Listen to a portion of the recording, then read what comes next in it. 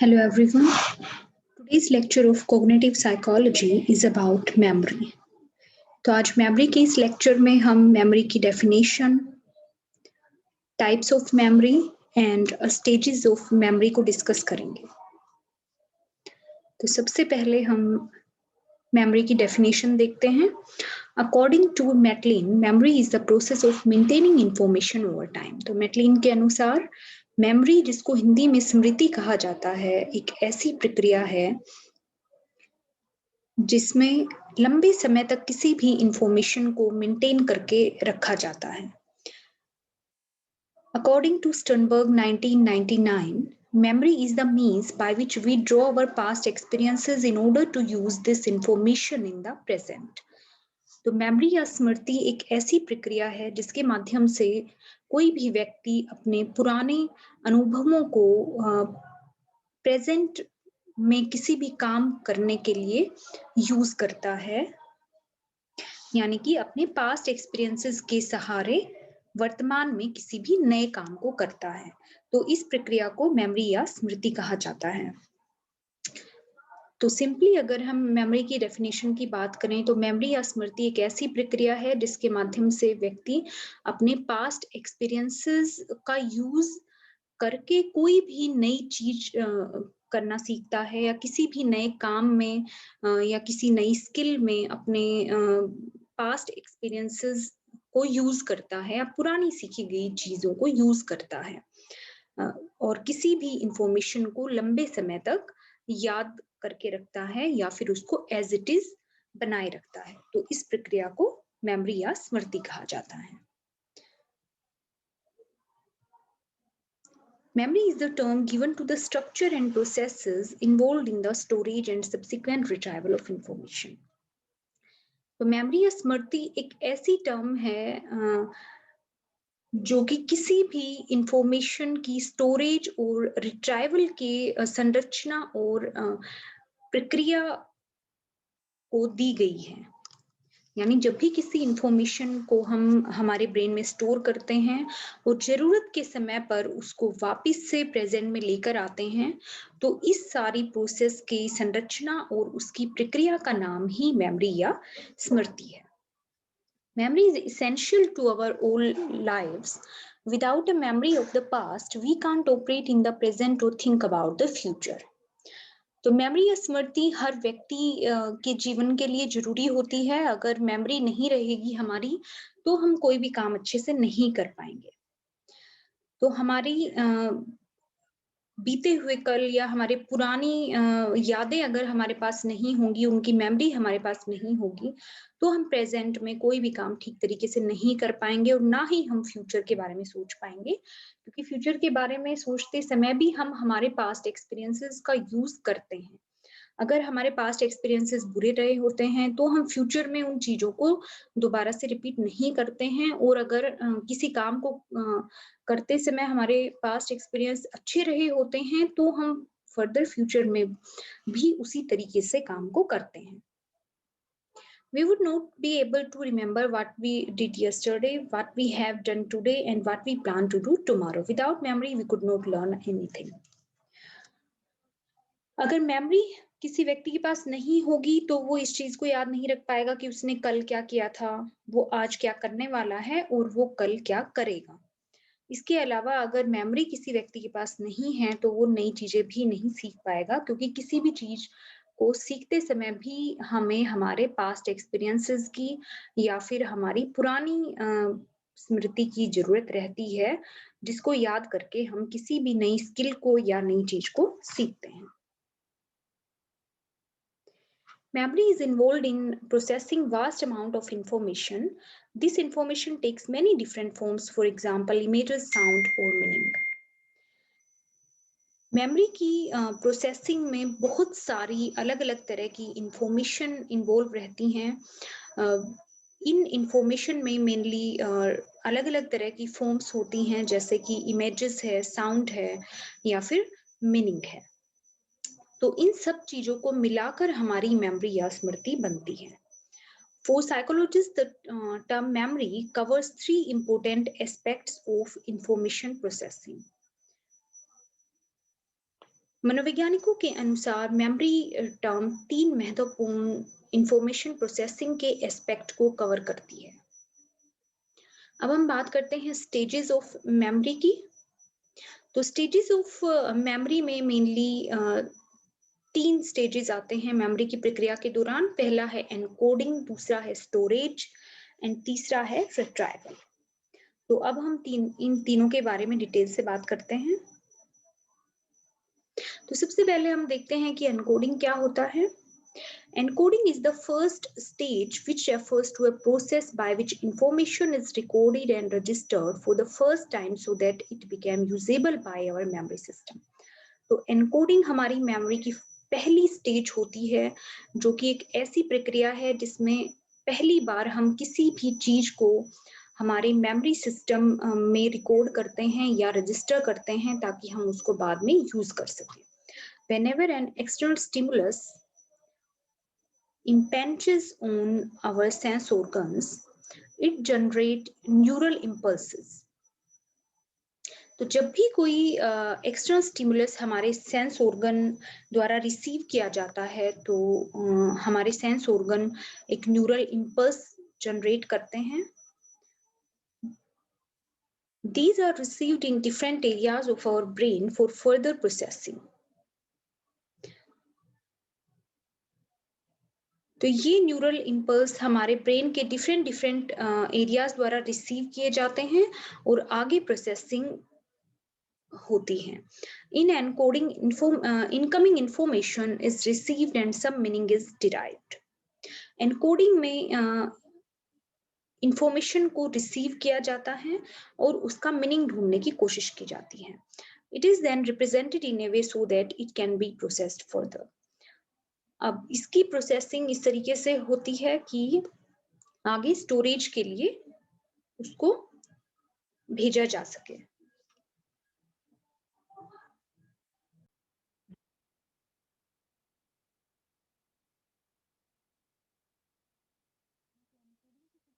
करते हैं तो हमारे सेंस ऑर्गन जब किसी भी स्टिमुलस को रिसीव करते हैं और रिसीव करके न्यूरल इम्पल्सेस के थ्रू हमारे ब्रेन में भेजते हैं, तो हमारे ब्रेन में अलग अलग स्टिमुलस के लिए अलग अलग कोड बनते हैं और ये कोड एनग्राम्स के रूप में स्टोर रहते हैं।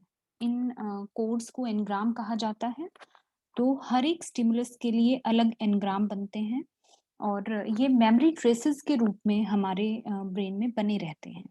तो जब भी हमें ज़रूरत होती है उस इंफॉर्मेशन की, तो वो मेमोरी ट्रेसेस के रूप में हमारे ब्रेन में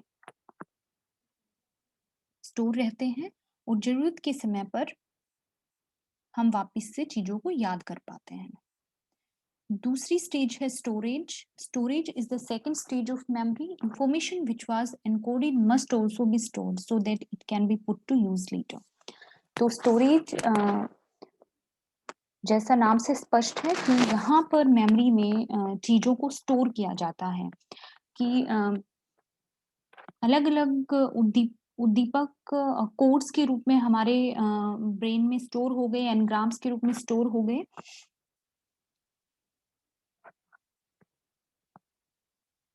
और स्टोरेज के बाद वो इंफॉर्मेशन जब भी हमें जरूरत होती है तो उसको यूज किया जा सकता है। Storage therefore refers to the process which information is retained and held over a period of time. तो स्टोरेज एक ऐसी प्रक्रिया है जिसमें इंफॉर्मेशन को सुरक्षित रखा जाता है, लंबे समय तक उसको एज इट इज रखा जाता है और जरूरत के समय पर स्टोरेज से जरूरत वाली इंफॉर्मेशन को ले लिया जाता है। थर्ड है retrieval. Retrieval is the third stage of memory. Information can be used only when one is able to recover it from his or her memory. Retrieval memory की तीसरी स्टेज है। इंफॉर्मेशन रिट्राइवल के माध्यम से किसी भी stored information को जरूरत के समय पर दोबारा से रिकवर किया जा सकता है या दोबारा से प्रेजेंट में लाया जा सकता है। Retrieval refers to bringing the stored information to his or her awareness so that it can be used for performing various cognitive tasks such as problem solving or decision making. तो retrieval एक ऐसी प्रक्रिया है जिसमें stored information को व्यक्ति की awareness में लाया जाता है ताकि वो उस स्टोर्ड इंफॉर्मेशन के माध्यम से प्रेजेंट में अलग-अलग तरह के संज्ञानात्मक कार्यों को कर सके, जैसे कि प्रॉब्लम सॉल्विंग और निर्णय लेना. It may be interesting to note that memory failure can occur at any of these stages. You may fail to recall any information because you didn't encode it properly, or the storage was weak, so you could not access or retrieve it when required. अब यहाँ पर interesting बात ये है कि इन तीनों stages में से किसी भी एक स्टेज में मेमोरी फेलियर हो सकता है. कोई भी व्यक्ति हो सकता है इंफॉर्मेशन को एनकोड ठीक से ना कर पाए. किसी व्यक्ति में हो सकता है इंफॉर्मेशन स्टोर ठीक से ना हो पाए, वहीं कोई व्यक्ति इंफॉर्मेशन को रिट्राइव ठीक से नहीं कर पाता है. तो इन तीनों में से किसी भी स्टेज में फेलियर देखने को मिल सकता है.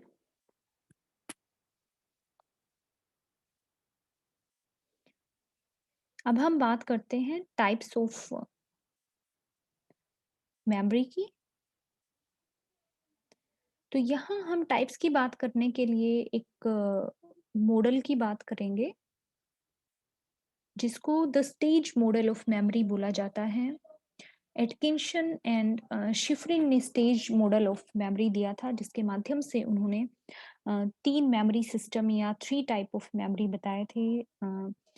The sensory memory, the short term memory and the long term memory. अब यहाँ आप ये डायग्राम देख सकते हैं. एटकिंसन एंड शिफरिन द्वारा दिए गए स्टेज मॉडल ऑफ मेमोरी में 3 तरह की मेमोरी बताई गई हैं. तो इनके अकॉर्डिंग इन तीनों प्रोसेसेस के होते हुए इन तीनों मेमोरीज से होते हुए हमारी memory finally long term memory में जाती है. जब भी कोई इंफॉर्मेशन हमारे पास होती है, हमारे सेंस ऑर्गन किसी भी उद्दीपक को रिसीव करते हैं तो उसके माध्यम से इंफॉर्मेशन सबसे पहले सेंसरी मेमोरी में जाती है. सेंसरी मेमोरी यहाँ दिया गया है 2 तरीके की होती है. आइकॉनिक मेमोरी जो कि साइट से रिलेटेड होती है, यानी हमारे आँखों के द्वारा जो मेमोरी हम रिसीव करते हैं उसको आइकॉनिक मेमोरी कहा जाता है.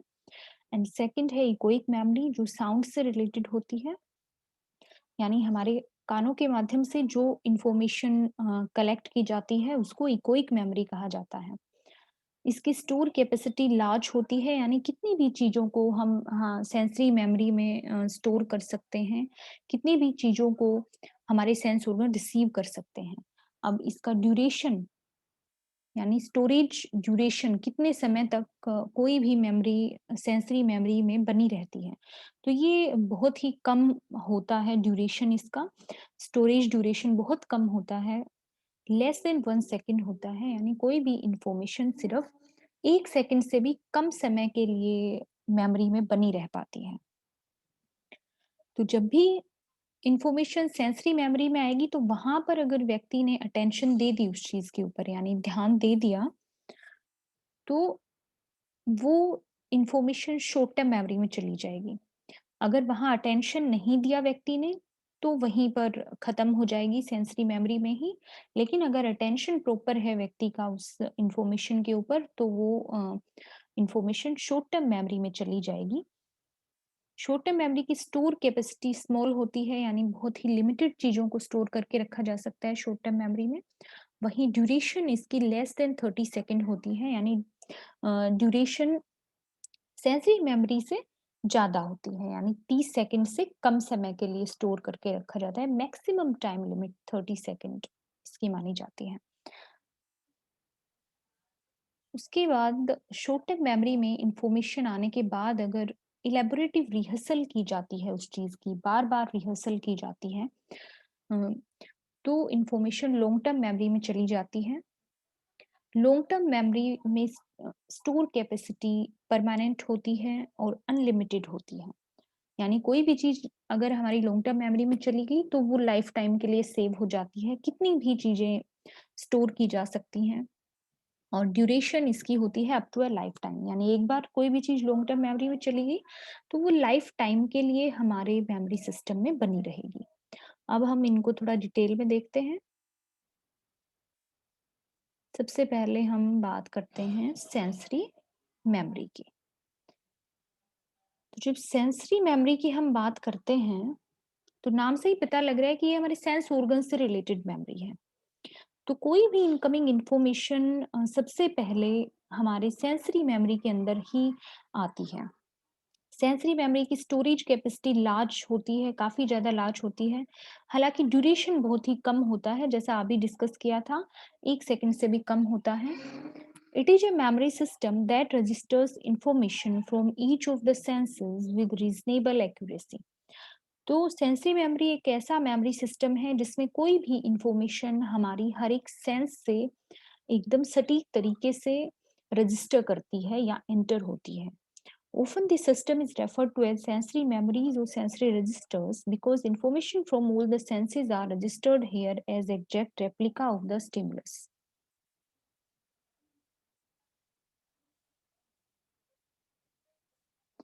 सेंसरी मेमोरी एक ऐसा सिस्टम है जिसके माध्यम से कोई भी इंफॉर्मेशन हमारी सेंस ऑर्गन के जरिए हमारे ब्रेन में एंटर करती है या रजिस्टर होती है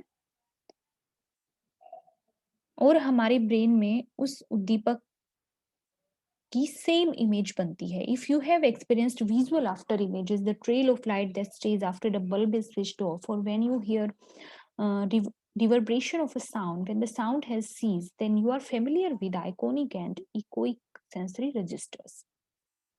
इसका एग्जाम्पल यहाँ दिया गया है कि किस तरीके से एग्जैक्ट स्टिमुलस की कॉपी आपके ब्रेन में बनती है।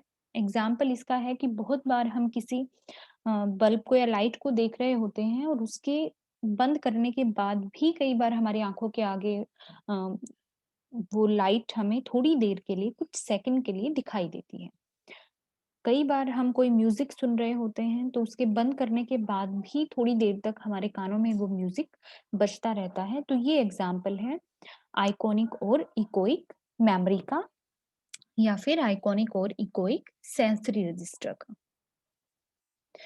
ये अब मैंने अभी आपको बताया था कि इकोइक जो है वो ऑडिटरी सेंसरी रजिस्टर होता है, यानी हमारे कानों के जरिए जब हम किसी भी इंफॉर्मेशन को रिसीव करते हैं तो वो इकोइक मेमोरी होती है। एंड आइकॉनिक आइज से रिलेटेड होती है, यानी आंखों के जरिए जब भी हम कोई विजुअल इंफॉर्मेशन रिसीव करते हैं तो वो आइकॉनिक मेमोरी हो जाएगी। नेक्स्ट हम बात करते हैं शॉर्ट टर्म मेमोरी की। तो शॉर्ट टर्म मेमोरी, जैसा कि नाम से पता लग रहा है कि बहुत ही शॉर्ट टाइम के लिए होती है, थोड़े समय के लिए स्टोर रहती है हमारे ब्रेन में, तो उसको शॉर्ट टर्म मेमोरी कहते हैं। ये सेकंड मेमोरी स्टोर होता है। इसको एसटीएम के जरिए एब्रीवेटेड किया जाता है, यानी एसटीएम भी इसको बोला जाता है। ये अभी हम डिस्कस कर चुके हैं कि इसका जो टाइम पीरियड होता है, ड्यूरेशन होता है, वो लेस देन 30 सेकंड होता है, यानी सेंसरी मेमोरी से ज़्यादा होता है लेकिन लॉन्ग टर्म मेमोरी से कम होता है। Atkinson and Shiffrin proposed that information in STM is primarily encoded acoustically, that is in term of sound, and unless rehearsed continuously, it may get lost from the STM in less than 30 seconds. तो Atkinson and शिफ्रिन ने ये बताया कि कोई भी information short term memory में ज़्यादातर auditory form में एनकोड होती है, यानी साउंड की फॉर्म में सबसे पहले एनकोड होती है, और अगर रिहर्सल ना की जाए तो 30 सेकंड से भी कम समय में लॉस्ट हो जाती है, यानी वो आगे प्रोसेस नहीं कर पाती है। Note that the STM is fragile but not as fragile as sensory memory. तो यहाँ नोट करने वाली बात ये है कि एसटीएम फ्रेजाइल होती है, यानी जल्दी खत्म हो जाती है शॉर्ट टर्म मेमोरी में कोई भी इंफॉर्मेशन, लेकिन सेंसरी मेमोरी जितना जल्दी खत्म नहीं होती है।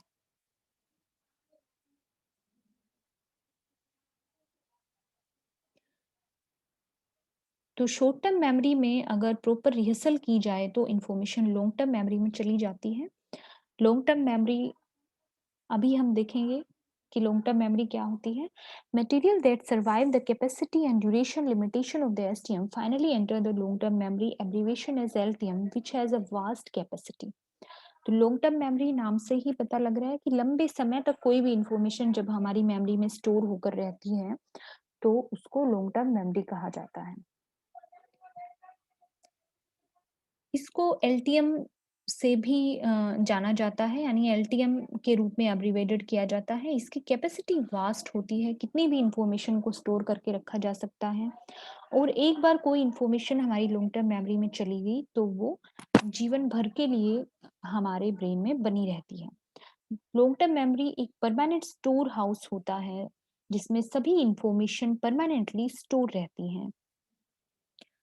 ये इन्फॉर्मेशन हमारी रिसेंट इन्फॉर्मेशन से लेकर हमारी बहुत पुरानी मेमोरीज भी हो सकती हैं। फॉर एग्जांपल आपने ब्रेकफास्ट में क्या खाया उससे लेकर कि आप 5 या 6 साल के थे, उस टाइम कोई आपके साथ इवेंट हुआ था, वहाँ तक आपको याद रह सकती हैं। It has been shown that once any information enters the long-term memory store, it is never forgotten because it gets encoded semantically. That is in terms of the meaning that any information carries. तो generally ये देखा जाता है कि अगर कोई भी information long term memory में एंटर कर जाती है तो उस व्यक्ति उसको कभी नहीं भूलता है और लाइफ टाइम के लिए वो चीजें उसको याद रहती हैं, क्योंकि वो इंफॉर्मेशन व्यक्ति के ब्रेन में सिमेंटिकली एनकोड होती है। अ, यानी कि व्यक्ति उस इंफॉर्मेशन के मीनिंग को समझकर उसको स्टोर करता है। तो एनकोडिंग मेनली यहाँ पर सिमेंटिकली की बात करी गई है तो मैं बता देती हूँ आपको कि एनकोडिंग 3 तरीके से ज़्यादातर होती है। अ, एक होता है विजुअल, एक होता है अकाउस्टिक और एक होता है सिमेंटिकली। तो विजुअल में किसी भी इंफॉर्मेशन के जब सिर्फ बाहरी आकार रंग रूप को देखकर हम चीज़ों को स्टोर करते हैं, तो वो विजुअल एनकोडिंग हो जाती है। वहीं अकाउस्टिकली एन्कोडिंग वो होती है जब हम किसी भी चीज़ के साउंड को सुनकर उसको स्टोर करते हैं, यानी उसके सिर्फ म्यूज़िक या साउंड को सुनकर हम स्टोर कर रहे हैं, बाकी चीज़ों को हम नहीं देख पा रहे हैं, तो वो अकाउस्टिक एन्कोडिंग हो गई। और तीसरा है सिमेंटिकली कि जब हम किसी भी चीज़ के सिर्फ विज़ुअल और अकाउस्टिक प्रॉपर्टीज़ को देखकर अ, विजुअल या ऑडिटरी प्रॉपर्टीज को देखकर स्टोर नहीं कर रहे हैं बल्कि उसके मीनिंग को भी साथ में समझकर चीजों को स्टोर कर रहे हैं, तो वो सिमेंटिकल एनकोडिंग हो जाती है। तो अगर किसी भी चीज को हम सिमेंटिकली एनकोड कर रहे हैं तो हम उस चीज को अच्छे से समझकर स्टोर कर रहे हैं, इट मीन्स वो इंफॉर्मेशन लॉन्ग टर्म मेमोरी में चली जाएगी। What you experience as forgetting is in fact retrieval failure. For various reasons you can't retrieve the stored information.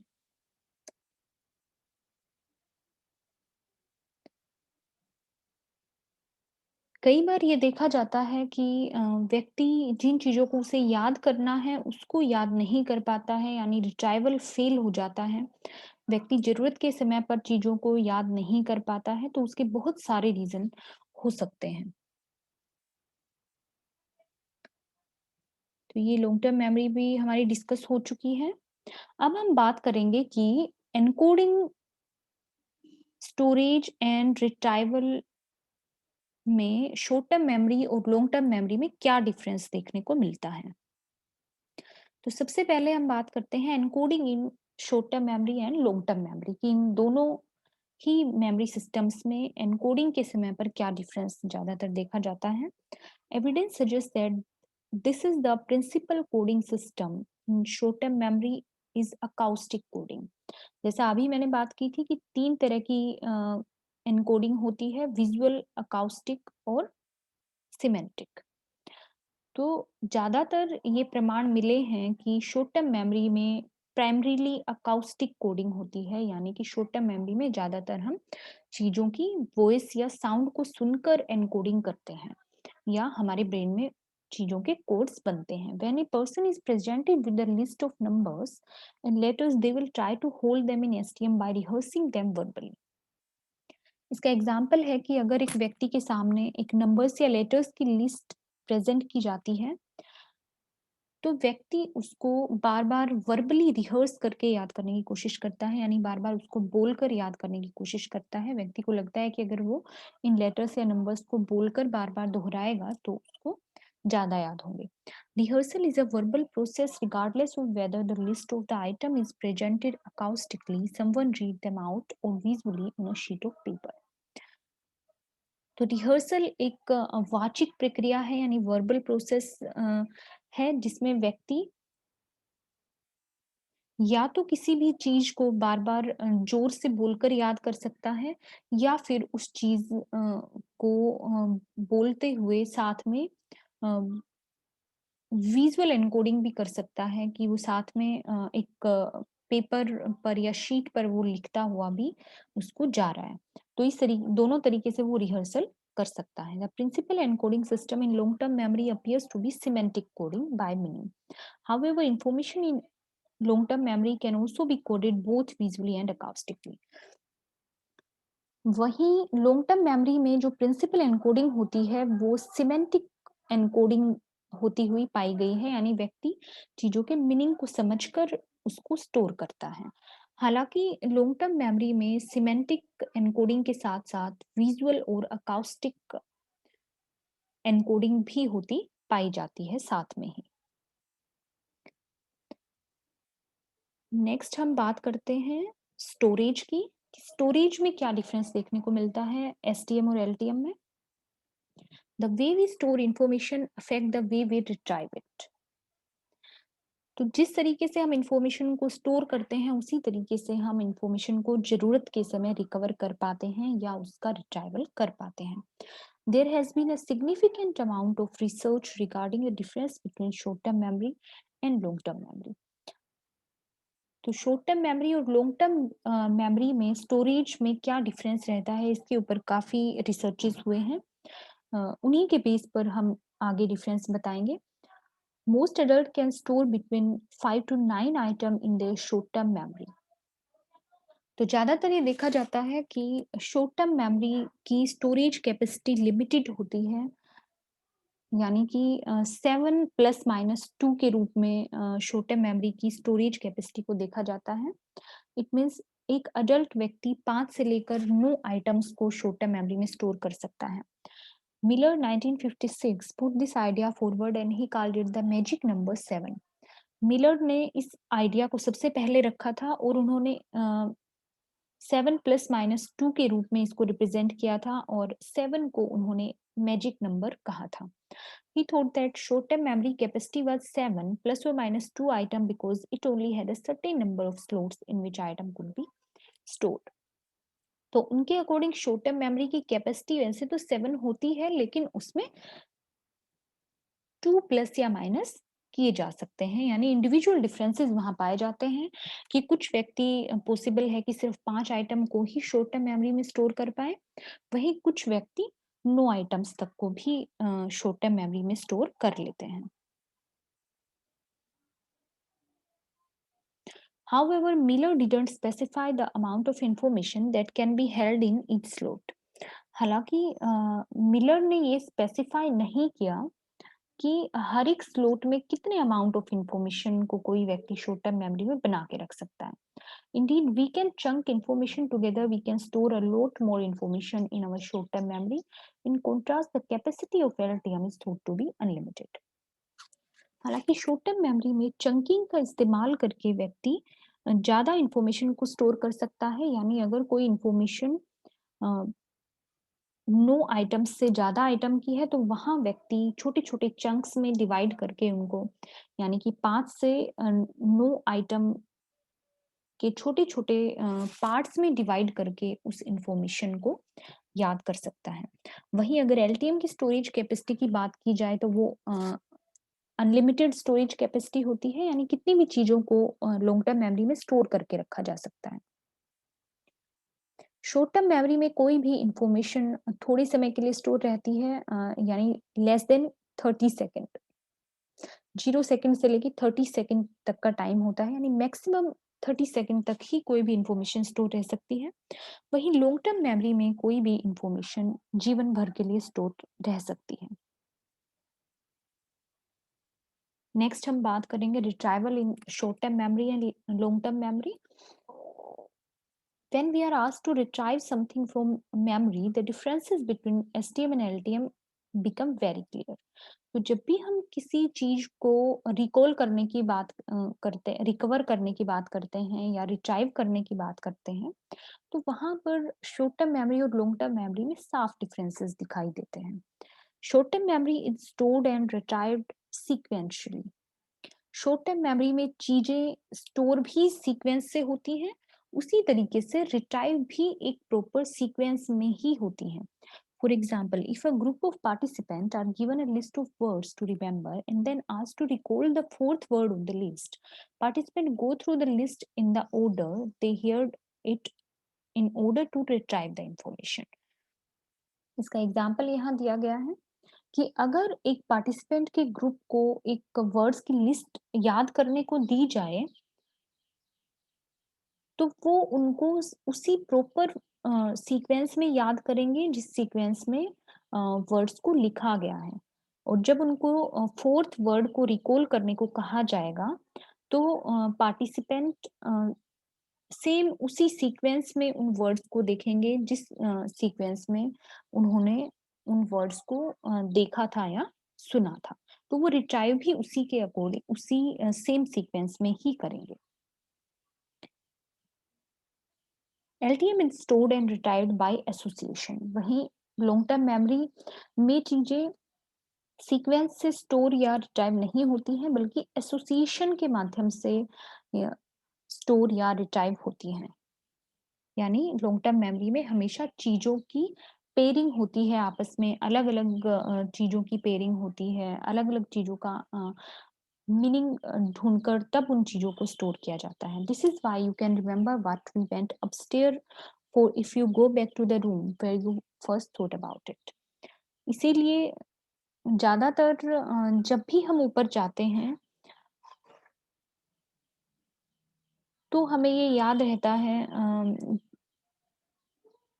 कि हम अगर आप ऊपर जाकर अपने रूम में वापिस आ गए, तब भी आपको बहुत बार याद रहता है कि आप ऊपर किस काम के लिए गए थे। जब आप आप जब याद करते हैं कि मैं ऊपर क्या करने गया था, क्योंकि वहां पर दोनों चीजों के बीच में एसोसिएशन हो जाती है। तो इसलिए आपको एक काम करते हुए दूसरी चीज भी लंबे समय के बाद भी याद रहती है। एट प्रेजेंट थोड़ी देर बाद कोई पूछेगा तो भी आपको याद रहेगी, और लंबे समय के बाद कोई पूछेगा तो भी आपको याद रहेगी। Organizing information can help aid retrieval. You can organize information in sequence such as alphabetically by size or by time. तो इंफॉर्मेशन को ऑर्गेनाइज करके अगर हम रखते हैं तो उससे रिट्राइवल में हेल्प मिलती है, यानी चीजों को हम अच्छे से याद रख पाते हैं। हम चीजों को या इंफॉर्मेशन को एक सीक्वेंस में ऑर्गेनाइज कर सकते हैं, जैसे अल्फाबेट्स के अकॉर्डिंग ऑर्गेनाइज कर सकते हैं, साइज के अकॉर्डिंग या टाइम के अकॉर्डिंग भी ऑर्गेनाइज कर सकते हैं। Imagine a patient being discharged from hospital whose treatment involved taking various pills at various time, changing their dressing and doing exercise. तो यहाँ पर ये एग्जाम्पल दे रहे हैं कि एक पेशेंट को इमेजिन करो जो कि हॉस्पिटल से डिस्चार्ज होना है और जिसके ट्रीटमेंट में बहुत सारी अलग अलग दवाइयाँ इन्वॉल्व हैं अलग अलग टाइम पर।